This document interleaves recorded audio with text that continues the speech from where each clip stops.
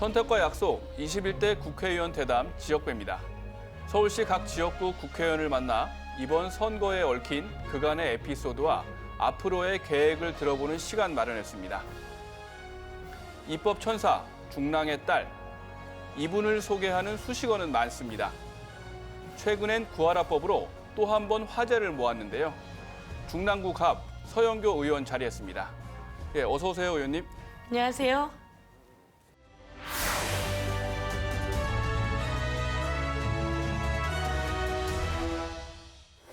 예, 늦었지만 당선 축하드립니다. 감사합니다. 예, 이번에 3선에 성공하셨죠? 네, 삼선입니다. 뭐 초선, 재선 때하고는 조금 다른 그런 느낌일 텐데 네. 당선 소감과 함께 저희 시청자 또 중랑 구민들에게 인사 한 말씀 부탁드리겠습니다. 중랑구민 여러분 안녕하십니까? 대한민국 국민 여러분 안녕하십니까? 가운데중 물결랑 법 없이도 사는 서민의 동네 중랑구 갑 더불어민주당 국회의원 서영교 우리 국민 여러분께 중랑 구민 여러분께 인사 올립니다. 초선, 재선을 넘어 이제 3선이 되었습니다. 중진이라고 이야기를 합니다. 저에게 3선의 무게를 실어주셔서 감사드립니다. 더 열심히 하도록 하겠습니다. 중진의 무게로 대한민국을 더 부강한 나라로 대한민국 국민을 더 행복한 국민으로 만드는 일에 최선을 다하겠습니다. 네, 인사 말씀 들어봤는데요. 중랑구 갑 지역에서 연속으로 3선에 성공한 건 서영교 의원뿐이지 않습니까? 네, 그렇다 그러더라고요. 예. 네, 이번에 이제 3선 달성 이렇게 예상하셨나요? 중랑구 갑에서는 연속으로 3선을 한 적이 없습니다. 그래서 연속으로 재선하는 것도 쉬운 일이 아니었는데 연속으로 3선하면 대단한 겁니다. 라고 많은 사람들이 이야기해 주셨습니다. 쉬운 일은 아니었지만 열심히 뛴 것에 대한 주민들이 사랑을 주신 것 같습니다. 저는 사실은 주민들에게 인사드리고 주민들과 함께 지내고 주민들이 요청하시는 내용을 해결하고 이럴 때가 제일 행복합니다. 그래서 어쩌면 3선 오는 길이 주민들과 함께 행복했던 길이다 이렇게 말씀드릴 수 있을 것 같습니다. 네, 다소 중복되는 얘기일 수도 있겠지만 이렇게 3선 성공을 하게 된 어떤 원동력이 있다면 무엇이라고 생각하십니까? 3선이 된 원동력이 무엇이냐라고 물으신다면 제가 사는 제 지역을 좋게 만드는 건 제가 좋아지는 겁니다. 그래서 8년 동안 뛰었는데요. 또 8년 하는 동안 법사위, 교육이 많이 했는데요. 아마 청문회는 제가 제일 많이 했던 것 같습니다. 그래서 저를 향해서 언론이 청문회 스타 서영교라고 이야기해 주기도 했고요. 태완입법을 만들면서 억울한 사람들의 사연을 해결해 주는 입법천사 서영교라고 보도도 해줬고요. 지역에서는 서영교는 우리랑 똑같아. 옆집 아줌마 같아. 그리고 우리 선배님이야. 이러면서 함께 웃고 뛰고 생활한 것이 3선을 만드는 큰 장점이 아니었나 이렇게 말씀드릴 수 있을 것 같습니다. 네, 중랑에 대한 자부심 또 사랑이 많이 느껴지시는 것 같습니다. 네. 네. 이렇게 중랑구 면목동에서만 이제 50년째 사셨고 또 국회에 입성하기 전에는 또 10년 동안 지역 활동가로 또 활동을 하셨습니다. 그렇다면 이제 서영교에게 중랑구란 어떤 의미입니까? 예. 중랑구는 제가 온 생을 지내온 곳 그리고 제가 많은 사람들과 어린 시절을 보내고 또 저의 꿈을 키우고 그리고 함께 생활했던 곳. 이 중랑구를 더 멋지게 만들고 싶은 곳. 저는 중랑구. 그래서 제가 이름도요. 중랑입니다. 중랑. 네. 가운데중 물결랑. 이름이 너무 아름답지 않습니까? 가운데중 물결랑. 그리고 너무나 착한 사람들이 사는 동네. 법 없이도 사는 서민의 동네. 저는 서민의 영원한 달이 서영교. 이렇게 해서 중랑구를 자랑스러워하는 그래서 중랑구는 바로 서영교다. 서영교는 중랑구다. 이렇게 말씀드릴 수 있을 것 같습니다. 네, 지역을 위해서 때문에 이제 많은 일들을 하셨을 것 같습니다. 네. 어떤 일들을 하셨는지 좀 말씀해 주시죠. 저희 지역에 동쪽에 용마산이 있습니다. 네. 배산임수의 명당. 용마산을 바꾸자. 그래서 용마산에 제주도 올레길 같은 둘레길을 만들었습니다. 바닥에서부터 산 정상까지 전동 휠체어가 올라갈 수 있게. 나무 데크길을요, 장장 6km에 걸쳐서 계단이 하나도 없습니다. 중간에 전동 휠체어 충전기도 만들어 놓고요. 중간에 전망대도 만들어 놓고요. 중간에 도서관도 만들어 놓고요. 그렇게 해서 둘레길을 만들었는데요. 지금은 강남에 있는 할머니들이 버스 타고 단체로 관광 오기도 하거든요. 그래서 용마산에는 둘레길을 만들었고요. 너무너무 아름다운 둘레길. 그리고 중랑천에는 워터파크를 만들어 놨습니다. 워터파크에 애들 데리고 놀러 가시면 왜 해골에서 물이 싹 쏟아지고 그러잖아요. 저희 중랑천 둔치에는요, 페리카나 입에서 물이 쏟아집니다. 그리고 저희 지역에는 양어장이라고 하는 큰 유수지가 6만 제곱미터짜리가 있습니다. 거기 홈플러스가 있는데요. 그 홈플러스 위로 약 4,000평에 해당하는 위로 거대한 도서관, 체육관, 청소년 문화의 집, 복합센터가 지어지기로 서울시 예산을 확보해서 벌써 보도자료가 나왔고요. 그리고 청량리에서 신내역까지 가는 경전철은 이제 2022년에 착공하겠다고 서울시장이 발표를 해버렸습니다. 중랑구 갑이 꿀텅꿀텅 거대한 변화가 이루어지고 있습니다. 네, 그동안 이제 지역을 위해서 참 많은 일을 하신 것 같습니다. 예, 또 입법 활동 좀 얘기 좀 해볼게요. 네, 지난 8년 동안 뭐 여러 가지 입법 활동 많이 하셨을 텐데 뭐 대표적인 것 좀 소개해 주시죠. 2012년도였습니다. 그런 기억이 나실 텐데요. 빚독촉에 시달리다가 일가족 자살 이런 보도가 되곤 했었습니다. 오죽하면 사채빚을 끌어다 쓰겠어요. 최악일 때 사채빚을 끌어다 쓰는데 그 사채빚을 갚으라고 이 뭐 조폭과 비슷한 사람들이 와서 채권 추심을 합니다. 그럼 거기에 시달리다 온 가족이 세상을 떠나는 일이 있곤 했는데요. 그래서 피에타라고 하는 영화가 유명한 영화가 있었는데 그게 이제 빚독촉에 시달리다 죽어간 아들의 이야기입니다. 그래서 제가 그 영화 피에타의 이름을 따서 피에타 3법을 만들어서 통과시켰습니다. 하나가 이자는 25% 이상을 받으면 안 돼. 사채업자들도 마찬가지야. 25% 이상을 받지 마세요, 이자는. 이렇게 해서 이자 제한법. 그 다음에 당신 불법으로 빚독촉하면 당신 원금도 못 받게 할 거예요. 불법 채권 추심 방지법. 그래서 6시가 넘으면 빚독촉을 하면 안 됩니다. 그리고 대부업체도 이자를 세게 받으면 안 돼라고 하는 대부업법까지 해서 피에타 3법을 만들었고 이거를 통과시켰습니다. 그다음에 두 번째는 이제 태완이법입니다. 황산 테러당에서 세상을 떠난 고 김태완 군. 15년이 지나서 살인범을 잡아도 처벌을 할 수가 없습니다. 그래서 제가 그 태완이의 이름을 따서 태완이법을 만들어서 대한민국에서 역사상 최초로 살인범 공소시효를 없앴습니다.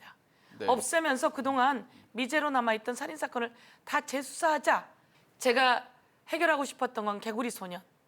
그리고 그놈의 목소리라고 하는 영화에 나오는 이형호 군 유괴 살인 사건, 그리고 화성 연쇄 살인범을 잡는 거였습니다. 그런데 이제 두 가지는 아직 해결을 못했고 이번에 화성 연쇄 살인범을 잡게 된 겁니다. 제가 만들었던 태완이법이 화성 연쇄 살인범을 잡게 된 거고요. 그다음에 제가 20대 국회에 와서는 고교 무상교육법을 만들었습니다. OECD 국가 중에서 고교 무상교육을 하지 않는 나라가 대한민국 한국가였어요. 그렇지 않으리라고 생각했는데 그랬습니다. 그런데 이제 그것도 문재인 대통령의 공약이기도 했고요. 대한민국의 고등학생은 이제 등록금을 내지 않습니다. 올해는 고2, 고3이 안 내고요. 내년에 고1, 2, 3이 다 안 냅니다. 그리고 그 다음부터는 계속 고등학생이 등록금을 내지 않죠. 네, 여러 가지 이제 굵직굵직한 그런 법안들 그 주역이십니다, 만드신. 좀 얘기를 좀 바꿔볼게요. 이제 선거 얘기로 좀 넘어가 보겠습니다.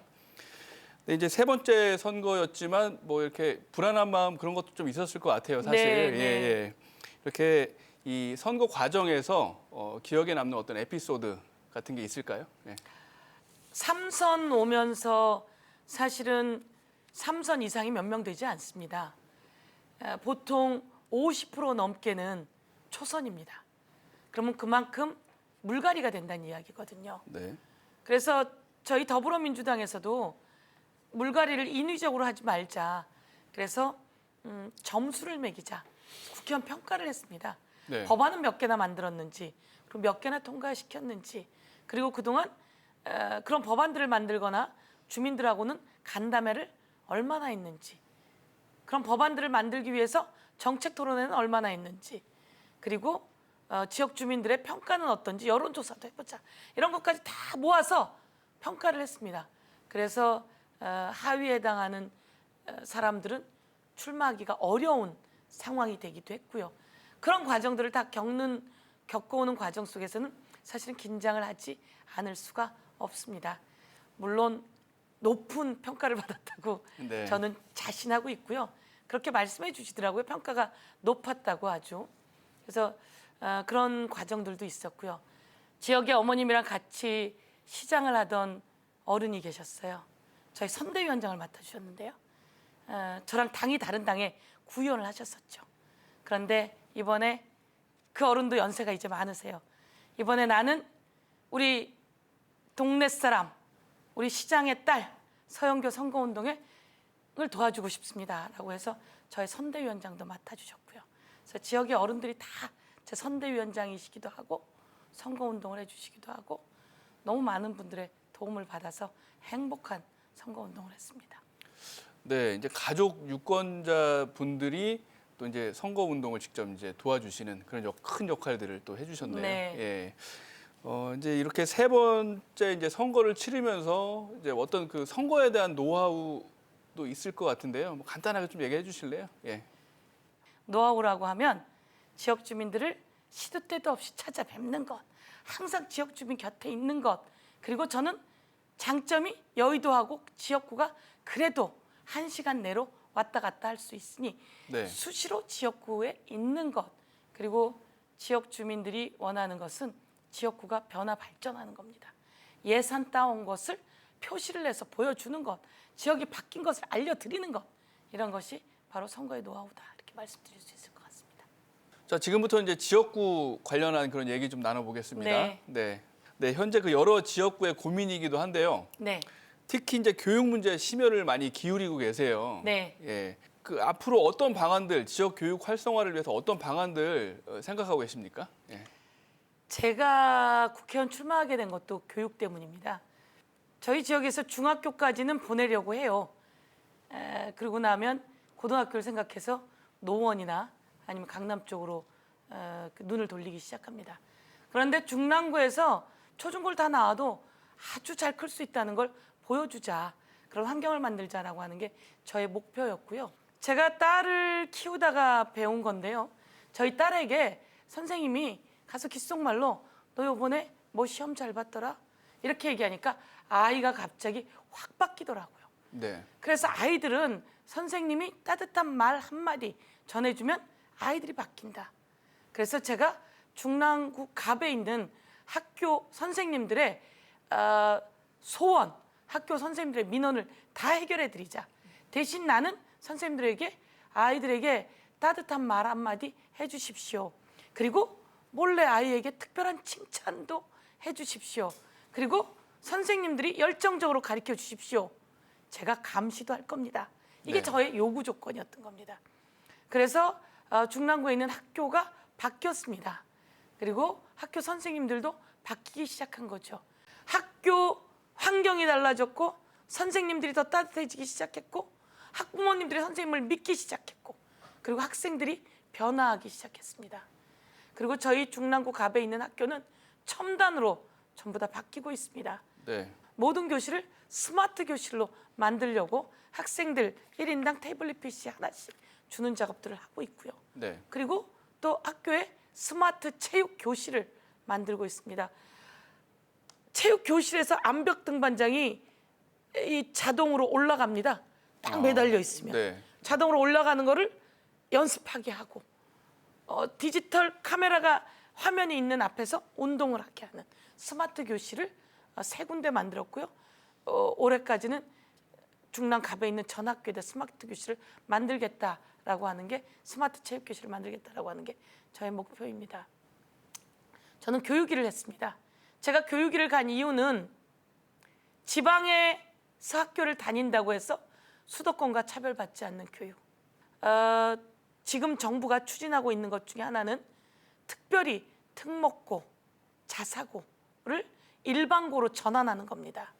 질을 낮추는 것이 아니라요, 일반고의 질을 특목고와 자사고의 수준으로 높이는 거죠.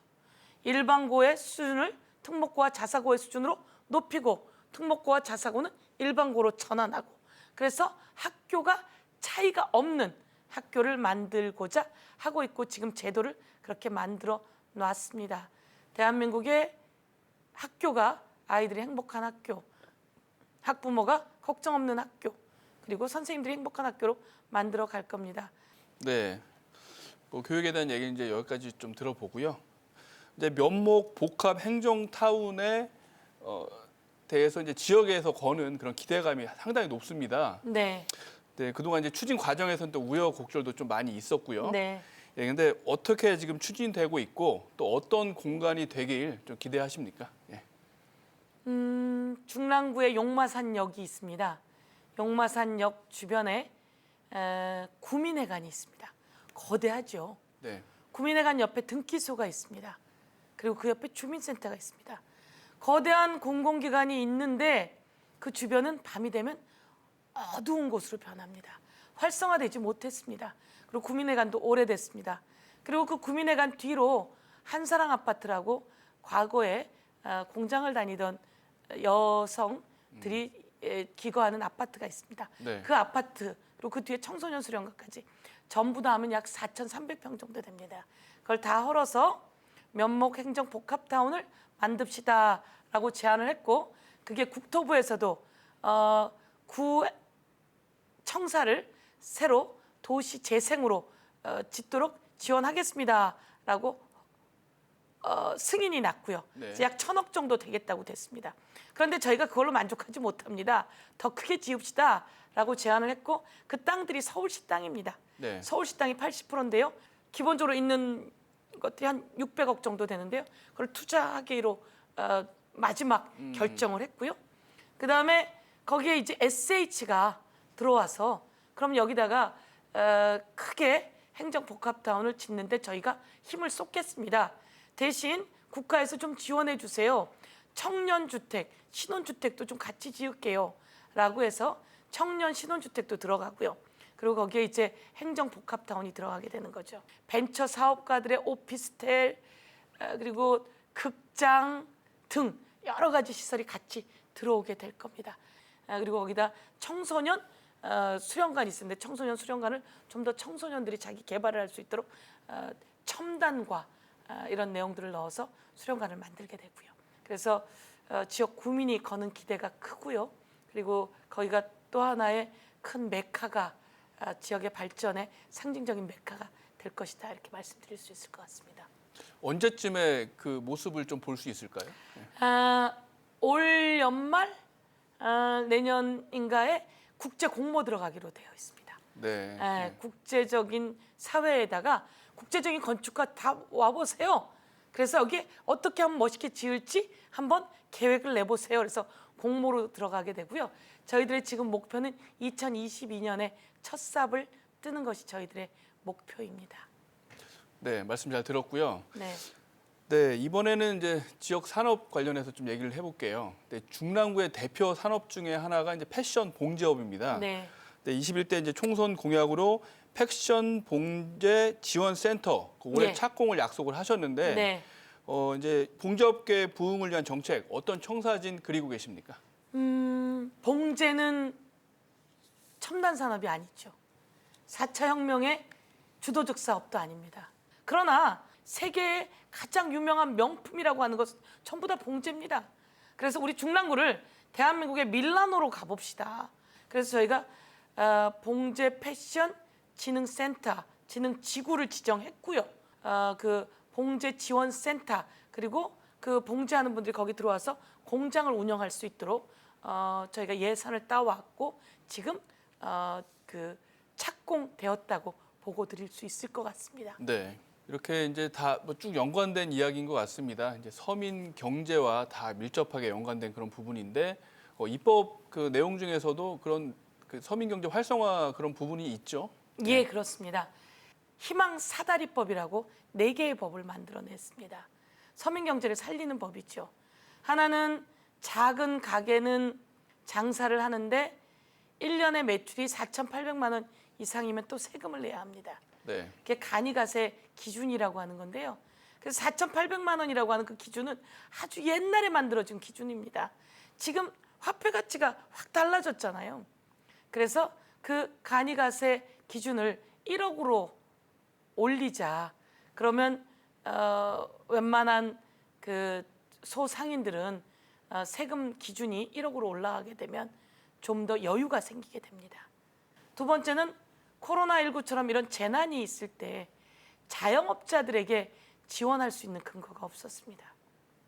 제가 코로나19와 같은 재난이 있을 때 자영업자들에게 기본 재난지원금을 줄 수 있도록 법안을 발의했습니다. 그리고 제가 했던 법안들 중에는 자영업자들이 세금을 냅니다. 그리고 공장 사장님들도 세금을 냅니다. 세금을 카드로 내면 카드 수수료를 이분들이 물어야 됩니다. 그래서 지방세는 그렇지 않거든요. 그래서 이런 국세에 카드 수수료를 지방세처럼 나라에서 수수료를 내지 않아도 되는 이런 법안도 발의했습니다. 그리고 아까 말씀드렸던 대한민국에서 메이드 인 코리아로 옷도 만들고 모자도 만들고 가방도 만듭니다. 그런데 중국이나 베트남에서 메이드 인 차이나, 메이드 인 베트남이 와서 라벨을 갑니다. 라벨 가리를 해서 메이드 인 코리아로 바꿔서 동대문에서 팔리고 있는 거죠. 네. 그러니까 동대문 시장의 가치가 떨어지는 겁니다.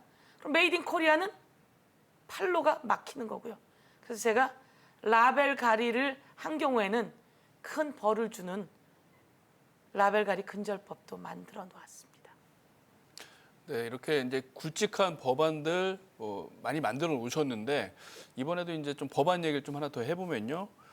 이제 얼마 전에 이제 구하라 씨의 그 친오빠분과 이제 기자회견까지 여셨어요. 네. 예, 같이 이제 구하라법을 네. 이제 이번 21대 국회에 서영교의 1호 법안으로 만들겠다. 네. 이렇게 발표도 하셨는데 자세한 얘기 좀 해주세요. 예. 대한민국에는 보편적 상식에 맞지 않는 법들이 있었습니다. 구하라 씨의 사고가 있기 전 천안함 사고가 있었고 세월호 사고가 있었습니다. 천안함 사고로 세상을 떠난 장병의 경우에 그 보험금 그리고 나라에서 주는 사고에 대한 연금 등의 연금을 그동안 그 장병이 커오는 과정에서 돌보지 않던 또 한 명의 부모가 반을 타가는 사례가 있었습니다.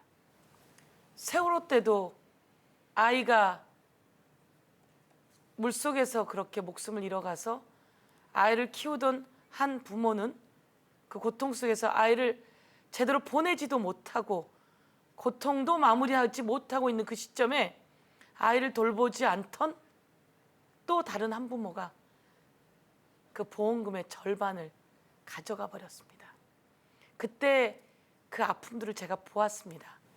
그래서 아이의 양육을 현저히 게을리한 부모는 아이의 재산을 상속하는 대상에서 배제한다라고 하는 내용이죠. 저는 먼저 그 민법 상속법 개정안을 발의했고요.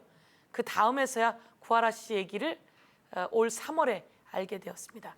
선거가 끝나고 나서 구하라 씨 쪽에다가 연락을 했죠. 이 법안이 내가 함께 하는 것에 대해서 어떻습니까? 라고 얘기를 했더니 의원님 도와주시면 너무 감사하겠습니다. 라고 하는 이야기가 그쪽에서부터 왔습니다. 그리고 이 구하라 씨의 사연에는 이 법이 적용되지 못합니다. 왜냐하면 벌써 지나간 일이기 때문에 우린 구하라 씨나 세월호 천안함 사건을 보고 나서야 이 법을 만드는데 그래도 이 법이 만들어지지 못했습니다. 네. 시간이 짧아서 20대 법사에서 논의하다가 중단된 것이죠. 신중하게 법 개정은 신중하게 해야 합니다. 해야 한다는 이야기를 남기고 그래서 안타까움 속에서 또다시 구하라 씨와 같은 사연이 있으면 안 되니까 기자회견을 그 구하라 씨 오빠 측의 제안에 따라서 하게 된 겁니다. 근데 많은 분들이 관심을 가져줬습니다. 그래서 그 오빠와 그쪽 변호사 측에서 의원님 21대에도 꼭 좀 법안을 만들어 통과시켜 주십시오. 저희들에겐 해당이 되지 않는다고 하지만 제2의 구하라와 같은 사연이 생기지 않게 해주십시오라고 해서 제가 21대에 그러면 제일 먼저 이 법안을 제출하겠습니다 라고 했고 오늘 많은 분들의 서명을 받았습니다. 그래서 제출하게 될 겁니다. 네, 좀 이제 화제를 좀 바꿔서요. 네. 3선째 정치 경력을 쌓아오면서 정치에 대해서도 많이 보셨을 것 같은데요. 좋은 정치인 또 좋은 정치란 어떤 거라고 정의하고 싶으십니까? 네. 정치인은 혼자 있는 게 아니고요. 권력을 잠시 위임받은 겁니다. 누구로부터 위임을 받았냐면 국민으로부터요. 그럼 국민의 이야기에 귀를 기울여야 되지 않겠습니까? 그런데 많은 사람들이 국민의 이야기에 귀를 기울인다고 말은 하는데 정작 국민 속에 들어가 있지 않고 국민들과 호흡하지 않습니다. 저는 시장을 다녀서 시장 상인들이 왜 힘든지를 알았고요. 자영업자들이 왜 무너져 가고 있는지를 보았습니다. 작은 공장에 있는 봉제 공장 분들이 공장을 운영하면서 많은 사람들이 일자리를 만들면서도 어렵다고 하는 이야기를 들었습니다. 이런 이야기 속에서 이분들의 아픔을 해결해 줄 수 있도록 법을 만드는 거, 이분들의 아픔을 숨 쉴 수 있도록 예산을 가져다 드리는 거, 그리고 이분의 목소리에 귀를 기울여서 이분들의 목소리가 정책으로 만들어지게 하는 것. 태환이의 이야기가 그 가족의 아픔으로, 그 주변 사람들의 아픔으로 남아있지 않고 법으로 만들어져서 치유될 수 있도록 하는 것. 그래서 좋은 정치인은 국민들의 이야기를 듣고 국민들과 호흡하면서 그들의 이야기를 정치와 정책과 예산으로 다시 돌려드리는 것. 국민이 낸 세금을 잘 배분해서 국민이 더 큰 일에 쓸 수 있도록 돌려드리는 것. 이게 좋은 정치, 좋은 정치인이라고 생각합니다. 네, 이제 마무리할 시간인 것 같습니다. 네. 이제 마지막 질문 드리겠습니다. 네, 서영교 어떤 정치인으로 기억되고 싶으십니까? 씩씩했어. 그리고 정의로웠어. 그리고 따뜻했어. 사람들의 이야기를 잘 들어주고 사람들의 이야기를 잘 반영해주는 사람이었어. 그리고 대한민국이 최강국으로 가는데 똑똑하게 일 잘했어. 우리 아이들이 서영교만큼 커졌으면 좋겠어. 이런 정치인으로 남았으면 좋겠습니다. 그런 정치인으로 기억되었으면 좋겠습니다. 네, 지금까지 말씀 감사드리고요. 나와주셔서 고맙습니다. 고맙습니다. 네, 세 번째 의정 활동에 들어간 서영교 의원의 앞으로의 4년 기대해 보겠습니다. 저는 다음 시간 다시 찾아오겠습니다. 시청해 주신 여러분 고맙습니다.